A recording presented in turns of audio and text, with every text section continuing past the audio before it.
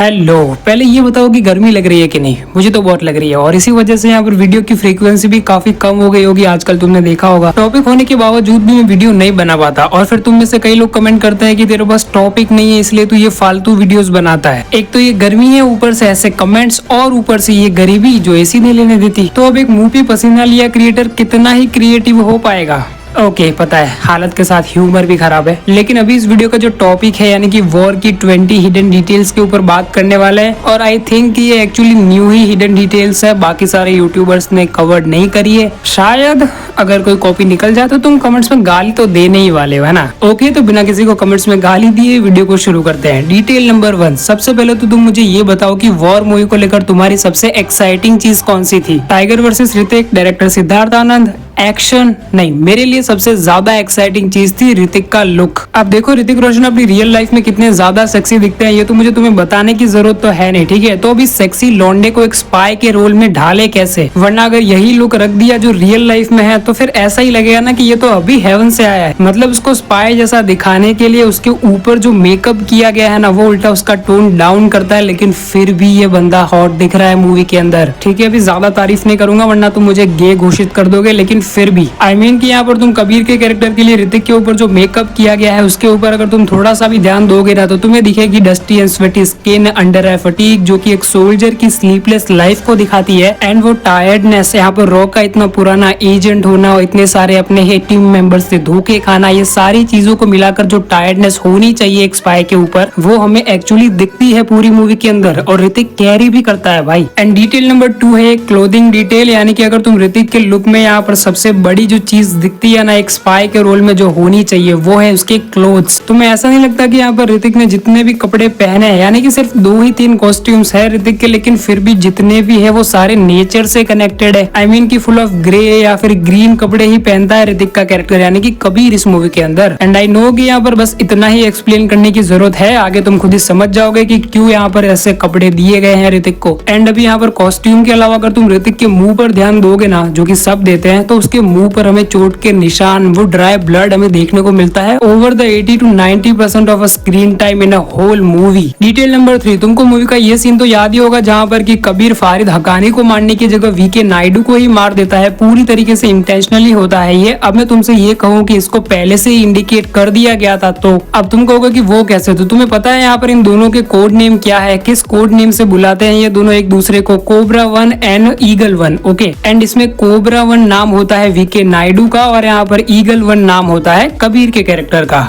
अब क्या ज्यादा एक्सप्लेन करने की जरूरत है। डिटेल नंबर 4, जब यहाँ पर कबीर का कैरेक्टर वीके नायडू को मारने के बाद अपना पूरा गन का सेटअप क्लोज कर वहां से जा रहा होता है, तब अगर इस फ्रेम को अगर तुम गौर से देखोगे, और ज्यादा गौर से देखने की भी जरूरत नहीं है, यहाँ पर टेक्स्ट यहाँ पर साफ साफ नजर आ जाता है हेल। अब इसका मतलब है कि कबीर का कैरेक्टर रिप्रेजेंट करता है हेल को। एंड इसका कंटिन्यूएशन हमें आगे जाकर देखने को भी मिलता है मूवी के अंदर, जहाँ पर की कर्नल लूथरा का कैरेक्टर खालिद को ये कहता है कि you are in the hell now. And फिर उसके बाद जो ऋतिक की ओर कैमरा मूव करता है एकदम बिल्कुल वैसे ही जैसे कि फाइट क्लब का वो सीन था ना, जहाँ पर कि ब्रैड पिट की ओर यहाँ पर कैमरा मूव करता है after showing our second lead of the movie. And फिर उसका रिएक्शन सेम ऐसा ही फील आ रहा था, लेकिन जब मूवी पहली बार देखी थी तब नहीं, क्योंकि तब तक फाइट क्लब भी नहीं देखी थी ना मैंने। ओके तो डिटेल नंबर 5, जब यहाँ पर वीके नायडू अपना फैमिली डिनर खत्म करने के बाद जब अपनी डेस्क पर बैठता है अपने रूम को बंद करने के बाद काफी अच्छे से, तब वहाँ पर उसके पीसी के ऊपर तुम नोटिस कर सकते हो फरीद हकानी की फोटो को और उसकी लोकेशन को, उसकी लाइव लोकेशन को। लेकिन उसके पहले एक छोटा सा सीन है जहाँ पर कि वो सीक्रेट कोड डालता है अपने पीसी के कीबोर्ड में, जिससे कि पीसी स्टार्ट होता है। Secret agency you know. अब लेकिन कोड डालते वक्त पूरा फोकस कैमरा का उस कीबोर्ड के ऊपर तो नहीं था, इसलिए मैं एग्जैक्ट कोड तो नहीं बता सकता, लेकिन फिर भी नोटिस किया तो बता दिया, ठीक है। अब आगे बढ़ते हैं। डिटेल नंबर 6, ये वाली डिटेल है यहाँ पर इस मूवी के अंदर दिखाई गई डिफेंस मिनिस्टर शेरना पाटिल के बारे में। मुझे लगता था कि यहाँ पर पूरी मूवी के अंदर इनका नाम कहीं मेंशन ही नहीं किया गया है, इसलिए मुझे गूगल करना पड़ा। लेकिन जब मैंने इस मूवी को सेकंड टाइम फिर से ध्यान से देखा तब पता चला कि यहाँ पर इनका नाम ऑलरेडी 2 बार मेंशन किया गया है मूवी के अंदर। एक बार तो तब जब यहाँ पर आशुतोष राणा का जो कैरेक्टर है यानी कि कर्नल लूथरा अपनी टीम को धमका रहा होता है तब, और सेकंड टाइम तब जब यहाँ पर सेम कर्नल लूथरा का कैरेक्टर रक्षा मंत्रालय में होता है और उनका जो टेबल होता है उसके ऊपर नाम नोटिस कर सकते हो तुम। अब डिटेल नंबर 7 तुमको काफी ऐसे सिली और काफी फनी सी लग सकती है, लेकिन स्टिल यहाँ पर नोटिस करने लायक है, तो बता रहा हूँ। ये जो मैंने अभी अभी मेंशन किया जो रक्षा मंत्रालय के ऑफिस वाला सीन है ना, उसकी यहाँ पर टेबल के ऊपर तुम एक आधा आधा भरा हुआ चाय का कप नोटिस कर सकते हो। अब ऑफ कोर्स यहाँ पर वो लूथरा के लिए ही है। हाँ, उनको पीते हुए तो नहीं दिखाया, लेकिन आई एम डैम श्योर कि यहाँ पर इंटेंशनली ही रखा गया होगा ना वो आधा भरा हुआ चाय का कप, जब ये सब कुछ सेटअप किया जा रहा होगा। अब बताया था काफी फनी और सिली सी डिटेल है, लेकिन यहाँ पर प्रोडक्शन के अंदर एक आधा भरा हुआ चाय का कप भी उतना ही मैटर करता है भाई, जितना कि एक पूरा एक्शन सीन। अब ये भी सिली हो गया, ठीक है। आगे बढ़ता है डिटेल नंबर 8। ये वाले सीन के अंदर अपनी डिफेंस मिनिस्टर नहीं, इनकी डिफेंस मिनिस्टर ये 3 लोगों का नाम लेती है जो कि देश के दुश्मन है, हकानी, जयेश और रिजवान इलियासी। अब अगर तुमने इस मूवी को ध्यान से देखा है ना, तो तुम्हें पता होगा कि यहाँ पर मूवी के अंदर में हकानी और रिजवान इलियासी के बारे में तो काफी कुछ बताया और दिखाया गया है। इनफैक्ट यहाँ पर रिजवान इलियासी तो मूवी का मेन विलन है, लेकिन अगर तुमने नोटिस किया हो तो यहाँ पर जयेश के बारे में हमें कुछ भी नहीं दिखाया गया मूवी के अंदर, और ना ही यहाँ पर मूवी में आगे कहीं मेंशन किया गया इसका नाम। लेकिन अब तुम्हें पता होगा कि यहाँ पर ये स्पाई यूनिवर्स है, तो यहाँ पर फ्यूचर पॉसिबिलिटीज भी बहुत सारी है। क्या पता आगे जाकर इस नाम को यूज कर कोई बड़ा विलन इंट्रोड्यूस करे। वैसे तुम्हें क्या लगता है, मुझे कमेंट्स में लिख के जरूर से बताओ, ठीक है। अब आगे बढ़ते हैं डिटेल नंबर 9। ये जो डिटेल नंबर 9 है ना, वो यहाँ पर अभी जो वॉर 2 का टीजर आया है उससे कनेक्टेड है। एंड अब तुम लोगों ने यहाँ पर वॉर 2 की स्टार्टिंग में यहाँ पर एनटीआर का वो डायलॉग तो सुना ही होगा ना, जहाँ पर कि वो कहते हैं कि best soldier of India, best soldier of army and also best agent of raw. ये वाला जो पूरा डायलॉग है ना एनटीआर का, वो कनेक्टेड है यहाँ पर वॉर मूवी के अंदर हमें जो शेरना पाटिल का कैरेक्टर दिखाया गया है उनके ये वाले डायलॉग से।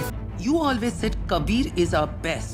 हाँ, तो यहाँ पर ये तो साफ साफ दिख रहा है कि यहाँ पर मूवी के मेकर्स इंटेंशनली कबीर का जो कैरेक्टर है उसको यहाँ पर पूरे स्पाई यूनिवर्स का बेस्ट एजेंट घोषित कर रहे हैं। एंड इस घोषणा को हम यहाँ पर सराखों पर रखते हैं क्योंकि ऋतिक रोशन भाई। ओके, तो डिटेल नंबर 10। मूवी के एक सीन में यहाँ पर कर्नल लूथरा ये कहते हैं कि ये हमारे कुछ सेफ हाउसेस में से एक है, और फिर यहाँ पर उसके बाद इनका कोई भी जिक्र नहीं किया जाता मूवी में, और उसी कन्वर्सेशन में वो आगे बढ़ जाते हैं, ठीक है। अब भले इन सेफ हाउसेस को मेंशन ना किया गया हो किसी कैरेक्टर के थ्रू मूवी के अंदर, लेकिन जहाँ पर ऋतिक रोशन की एंट्री होती है वो हेलीकॉप्टर में, वो जो हमें पूरी लोकेशन दिखाई गई है, क्या किसी भी एंगल से वो किसी आर्मी बेस जैसी लग रही है। इट्स लाइक हाउस, ठीक है। तो क्या हम उसे सेफ हाउस मान सकते हैं रॉ का? हाँ, यस। एंड अब तुम्हारे दिमाग में ये भी सवाल आ रहा होगा कि जहाँ कबीर छुप कर रहता है ट्रेटर बनने के बाद, क्या उसको सेफ हाउस मान सकते हैं रॉ का? नहीं, क्योंकि ट्रेटर बनने के बाद वो रॉ के सेफ हाउस में क्यों रहेगा। Detail number 11। तो देखो भाई लोग, अब तुम्हें यहाँ पर 11 से लेकर 20 तक जितनी भी डिटेल सुनने को मिलने वाली है ना, उनमें से मोस्ट ऑफ डिटेल होंगी यहाँ पर टाइगर श्रॉफ के कैरेक्टर यानी कि खालिद रहमानी के बारे में। सो बी रेडी। देखो, अब मूवी का जो मेन प्लॉट है वो तो तुमको पता ही होगा कि यहाँ पर जो खालिद रहमानी है वो मर जाता है, और उसके जैसा ही चेहरा लेकर जो सौरभ जो कि ट्रेटर होता है, जिसने की धोखा दिया होता है कबीर को, वो यहाँ पर उसका चेहरा लेकर वापस आता है कबीर के पास, ठीक है। लेकिन अब यहाँ पर मेकर्स ने काफी एक स्मार्ट डिटेल छुपाई है इसके अंदर, जिससे कि हम ये पहचान सके कि कौन खालिद है और कौन सौरभ। अगर तुमने मूवी के अंदर कबीर की बॉडी के अलावा अगर खालिद की बॉडी के ऊपर भी ध्यान दिया है, तो उसका जो हाथ है ना, उसके ऊपर एक बर्थ मार्क जैसा कुछ है, एक निशान है ऐसा कुछ, जो कि अभी तुम्हें स्क्रीन के ऊपर दिख रहा होगा, ऐसा ही एक निशान है, ठीक है। तो वो निशान जब यहाँ पर मूवी की स्टार्टिंग में हमें सीन दिखाया जा रहा होता है ना, प्रेजेंट टाइमलाइन का सीन दिखाया जा रहा होता है, वहाँ पर अगर तुम नोटिस करोगे तो यहाँ पर इसके हाथ पर वो निशान नहीं है। इसका मतलब कि ये सौरभ है, और मूवी की स्टोरी लाइन के हिसाब से भी यहाँ पर प्रेजेंट के अंदर जो भी हमें दिखाया जा रहा है वो एक्चुअली सौरभ का कैरेक्टर ही है, क्योंकि पास्ट में ही यहाँ पर खालिद तो मर चुका है ना। अब डिटेल नंबर 12। जो यहाँ पर टाइगर श्रॉफ की एंट्री दिखाने के लिए इन लोगों ने पूरा one take action sequence shoot किया है ना, वो काफी इम्प्रेसिव लगता है, लेकिन आई थिंक कि वो थोड़ा वीक हो जाता है बाकियों के मुकाबले, क्योंकि यहाँ पर इस सीन को अगर तुम ध्यान से देखोगे ना, तो तुम्हें आसानी से फील हो जाएगा कि यहाँ पर अपना जो वेल ट्रेन्ड ऑफिसर है रॉ का, वो ऐसी जगहों पर ओवर पावर हो जा रहा है विलन से, जहाँ पर की होने की जरूरत है नहीं वैसे। एंड उसका रीजन भी मैं तुमको बताता हूँ, ताकि कैमरा मूव करे आसपास दूसरे विलन्स की ओर, ताकि अपना जो मेन एक्टर है यानी कि टाइगर श्रॉफ, वो अपना टाइम लेकर फिर से रेडी हो सके। लेकिन इतने टाइम में फिर से उठ जाना और रेडी होना, वो भी काफी बड़ी बात है, ठीक है। अब मैं इसको वीक इसीलिए बोल रहा हूँ क्योंकि मुझे ऐसा पर्सनली फील हुआ। Detail number 13। And again it's about that one take action sequence. इसको तुम एक फाइट कोरियोग्राफी डिटेल भी मान सकते हो। तो देखो, यहाँ पर जब ये पूरा वन टेक एक्शन सीक्वेंस चल रहा होता है ना, तब यहाँ पर खालिद के कैरेक्टर को पीछे बैक में चोट लगती है इस एक्शन सीक्वेंस के दौरान। एंड जब ये पूरी फाइट खत्म हो जाती है और वो स्विमिंग पूल से निकलकर अपनी मेन कैरेक्टर वाली वॉक लेने जा ही रहा होता है, तब यहाँ पर वो अपनी पीठ के पीछे ऐसे हाथ रखता है, यानी कि उसको बैक में पेन हो रहा है, तो ये मुझे लगता है कि काफी अच्छी डिटेल है ना। अब यार डिटेल नंबर 14 शायद से मेरी ओवर थिंकिंग भी हो सकती है, लेकिन फिर भी मैं तुम्हें बताना चाहूंगा कि जब यहाँ पर मूवी की प्रेजेंट टाइमलाइन में जो खालिद का कैरेक्टर है, जो कि एक्चुअल में है सौरभ, वो जब यहाँ पर रॉ के सीक्रेट प्लेस पर जा रहा होता है, तब यहाँ पर out of service lift use करता है और ये आउट ऑफ सर्विस जो टेक्शन है उस पर फोकस किया जाता है खास तरीके से। तो यहाँ पर अब क्या हमें ये मानना चाहिए कि ये मेटाफोरिकली ये इंडिकेट कर रहा था कि यहाँ पर ये जो दोनों ही कैरेक्टर है ना, खालिद और सौरभ, ये दोनों ही यहाँ पर आउट ऑफ सर्विस हो चुके हैं रॉ से, क्योंकि जो सौरभ है वो ट्रेटर निकला यानी कि गद्दार निकला, और जिसका चेहरा लेकर वो वापस रॉ में आया है वो ऑलरेडी मर चुका है। अब डिटेल नंबर 15, जब यहाँ पर सौरभ उस आउट ऑफ सर्विस वाली लिफ्ट के अंदर घुसता है, तब यहाँ पर उसके अंदर वो एक पासवर्ड डालता है जो कि होता है 80085। तो अब इसका कोई ऐसा हिडन मीनिंग निकलता है जो कि तुमको नहीं पता। क्या स्पाई यूनिवर्स में इसका कोई बड़ा महत्व है? नहीं, मैंने इसका महत्व ढूंढने की बहुत कोशिश करी, लेकिन मुझे मिला एक calculator joke. If you know you know.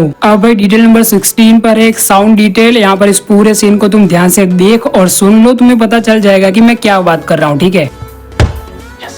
सुनी पैर पटकने की आवाज। यार फिल्म बनाने में कितनी ज्यादा चीजों का ध्यान रखना पड़ता है। Film making is not that easy जितना कि हम सोचते हैं। अब भाई लोग डिटेल नंबर 17 पर है एक क्वेश्चन कि कबीर यहाँ पर इंडिया वापस आया कैसे। देखो इस सीन में कर्नल लूथरा ये कहते हैं ना कि ये कबीर के 7 फेक पासपोर्ट्स है, लेकिन यहाँ पर इंडिया आने के लिए उसने एक भी पासपोर्ट का यूज नहीं किया, तो फिर वो इंडिया वापस आया कैसे। तो मेरा ये मानना है कि अदिति की हेल्प से। इन्हीं की टीम मेंबर की एक मेंबर होती है ना अदिति, जो कि यहाँ पर हेल्प करती है एंड में। तो आई पर्सनली फील कि यहाँ पर कबीर की हेल्प इंडिया आने में यहाँ पर अदिति ने ही की होगी। बाकी तुमको क्या लगता है? क्योंकि मेकर्स ने ये सारी बातें हम पर ही छोड़ दी है। एंड ऑल्सो यार रॉ का इतना पुराना एजेंट है, तो उसको ऑफकोर्स यहाँ पर बाईपास इमिग्रेशन सिस्टम के बारे में तो पता ही होगा, और उसके काफी सारे कनेक्शंस भी हो सकते हैं ना। But I don't think so कि यहाँ पर आगे जाकर किसी स्पाई यूनिवर्स की मूवीज में ऐसी सारी चीजों को एक्सप्लेन किया जाएगा, क्योंकि हु केयर्स। डिटेल नंबर 18, क्या तुमको खालिद का पूरा नाम पता है? खालिद रहमानी। ऑफकोर्स यहाँ पर मूवी के अंदर इसका जिक्र भी हमें सुनने को मिलता है, लेकिन क्या तुम्हें कबीर के कैरेक्टर का पूरा नाम पता है? अब इसको एक फैक्ट मान सकते हो, लेकिन मैं तुम्हें बता देता हूँ कि कबीर के कैरेक्टर का पूरा नाम है कबीर धालीवाल। एंड इंटरेस्टिंगली यहाँ पर पूरी मूवी के अंदर उसका पूरा नाम लिया ही नहीं गया है। एंड उल्टा मूवी के अंदर एक सीन है जहाँ पर की मूवी की जो फीमेल लीड है यानी कि नैना, वो ये कहती है कि तुम्हारा असली नाम क्या है? कबीर तो तुमने मुझे पता, सॉरी हाँ, लेकिन आई थिंक यहाँ पर उसका असली नाम कबीर भी नहीं होगा, आगे जाकर कहीं रिवील हो सकता है। ऐसी स्टोरी लाइन बना सकते हैं मेकर्स, मुझे ऐसा लगता है। बट ऑल्सो यहाँ पर कबीर का नाम इतना ज्यादा फेमस हो चुका है ऋतिक रोशन के कैरेक्टर के लिए, तो मुझे ऐसा लगता है कि अब नहीं करेंगे चेंज, ठीक है। लेकिन ऐसी छोटी छोटी चीजें अगर डालोगे मूवी के अंदर तो शक तो होगा ना। डिटेल नंबर 19 काफी स्मॉल बट काफी इंपॉर्टेंट डिटेल है। वो एक सोल्जर के एटिकेट्स और उसकी डिसिप्लिन को दिखाती है। मैं बात कर रहा हूँ मूवी के इस सीन की जहाँ पर की कबीर से बात करने के लिए यानी कि बोलने के लिए तक यहाँ पर खालिद कर्नल लूथरा से परमिशन मांगता है। अब last but not the least यहाँ पर डिटेल नंबर 20 है कि यहाँ पर मूवी के जो हमारे दोनों मेन लीड है यानी कि ऋतिक रोशन एंड टाइगर श्रॉफ, इन दोनों की ही यहाँ पर जो रियल बर्थ डेट है वो हमें मूवी के अंदर दिखाई गई है। यहाँ पर मूवी की स्टार्टिंग में कर्नल लूथरा के पीछे जो पासपोर्ट्स होते हैं 7, उनमें से एक पासपोर्ट के ऊपर ऋतिक की